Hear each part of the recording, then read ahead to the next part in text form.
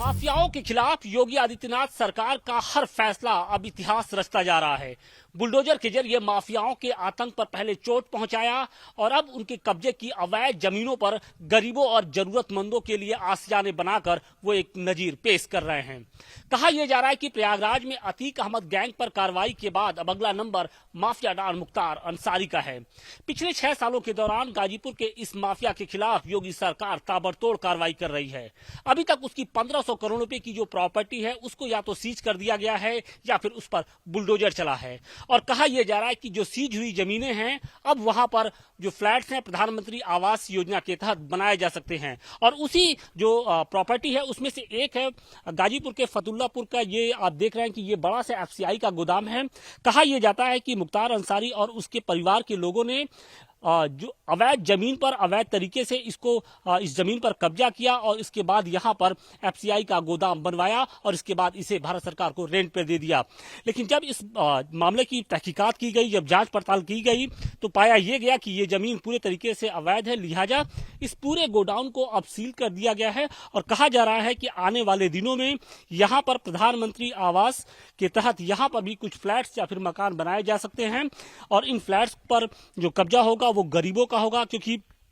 कोशिश यही की जा रही है कि जो माफियाओं का आतंक है उसे कम किया जाए। और इसी के तहत अब अभियान चलाकर माफियाओं के कब्जे की जो अवैध जमीनें हैं वहां पर इस तरीके के जो फ्लैट्स हैं उसका निर्माण कराया जाएगा। कहा यह जा रहा है कि सिर्फ गाजीपुर ही नहीं बल्कि गाजीपुर के अलावा मऊ, आजमगढ़ और लखनऊ में भी मुख्तार अंसारी की जो जमीनें हैं जिस पर उसने कब्जा की थी और जिसे उत्तर प्रदेश सरकार ने अपने प्रयास के जरिए उसको छुड़वाया था, वहां पर अब प्रधानमंत्री आवास योजना के तहत फ्लैट्स का निर्माण कराया जाएगा। हमारे साथ बातचीत के लिए पीयूष राय हैं। पीयूष राय बीजेपी के पूर्व विधायक कृष्णानंद राय के बेटे हैं और लगातार मुख्तार अंसारी के खिलाफ न सिर्फ अदालती लड़ाई बल्कि राजनीतिक तौर पे भी ये और इनकी मां लड़ती आई हैं। पीयूष,